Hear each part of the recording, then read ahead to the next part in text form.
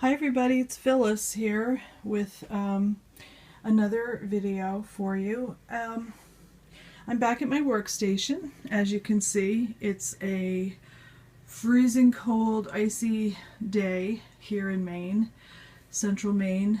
And I said, that I would do a post on books every once in a while, and so it occurred to me that I have a whole collection of handmade books that I wanted to share with you because they really are a passion for me. I just think they're so dear, and I wanted to share this with you. I have a whole drawer here I have these little plastic bins that have paints and things in them, and there's a whole drawer just for handmade books because I didn't know what to do with them.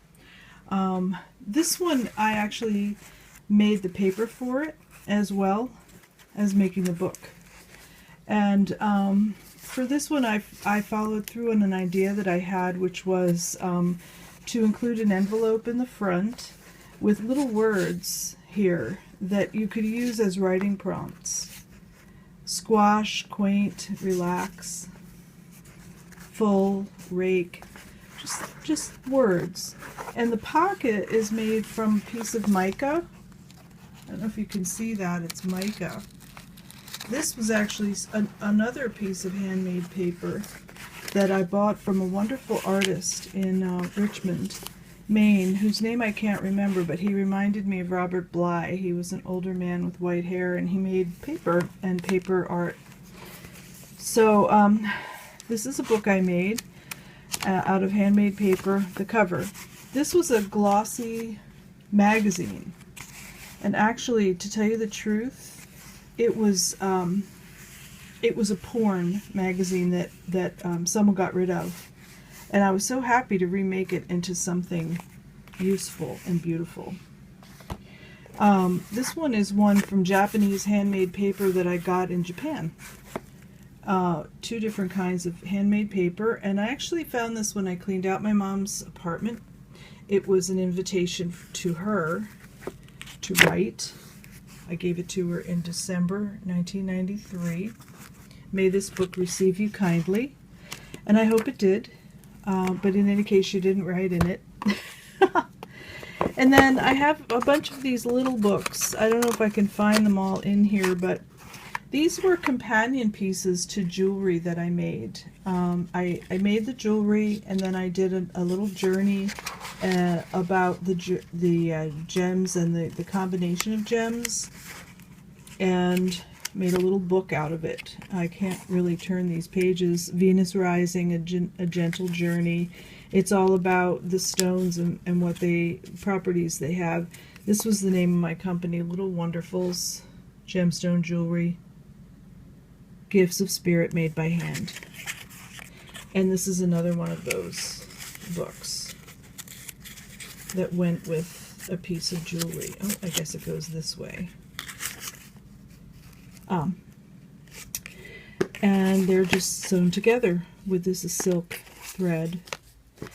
And then this one is made from wallpaper. It's covered with wallpaper and Japanese paper, origami paper. And again, I use this decorative scissors to cut the inside folio pieces.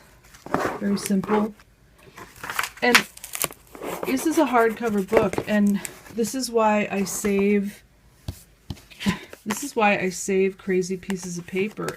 This is actually a huge magnet that can be used for something. But over here on the floor, because I had nowhere else to keep it, this is a whole stack of cardboard that I'm saving. See that? That's cardboard. That's corrugated cardboard that I can make into a handmade book. This is my little guidebook, The Art of the Handmade Book by Flora Fenimore. If you're interested, it shows how to make books of different shapes and designs. And lastly, I have this. Oh, this is a wonderful accordion book that is upside down that I made that illustrates a lyric from one of my songs called Still Point. And I simply, well, I didn't know what I was doing, I think is the important thing here. I absolutely did not know what I was doing, and I kept making mistakes, and then I kept having to fix them. Until finally I realized, oh, I'm making an accordion book, and I can put different paper on each side and put images in the middle and cut them out and have different things showing through, and it all came together. But I didn't really start out with that plan. My plan was, wouldn't it be great to illustrate the lyrics to this song? And that was it. That was it. Somebody's trying to beat herself to 30, changing her mind, changing addresses when the floors get dirty. Still point. And here's more little pieces of paper and other materials. This is plastic that I could make handmade books out of, including some birch bark, which the last one I want to show you is actually a book that someone made for me. My friend Laura, who I will tag in this post, made this for me along. Oh, here's one of the beads. Up, two of the beads. I guess it's coming undone. She's come undone. It's all beaded here. Anyway, this is made of birch bark, and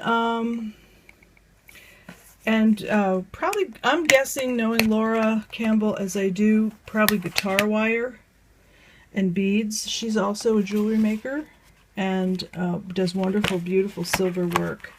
She's up in the other central Maine, mid-coast. She's in Belfast area.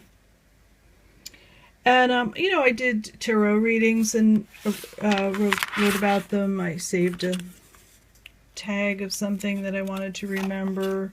I used this kind of as a psychic guide book. Is there anything you would have me know, Spirit? I didn't finish it. So I keep it in my, I showed you before, my bookcase of books. And these are some books other folks made. I got this at a craft fair. It's got fabric on the cover, and it's made, look how thick it is. It's beautiful. And it's interspersed with these wonderful, whimsical pieces of wallpaper and then blank sheets. And you can see that I could not bear to write in it. I just love it to pieces, and I just page through it every once in a while. It too isn't perfect. It's actually coming apart. I don't mind. If you are the artist who made this, I got it at a Maine Etsy Christmas show, probably around 2007, I'm guessing.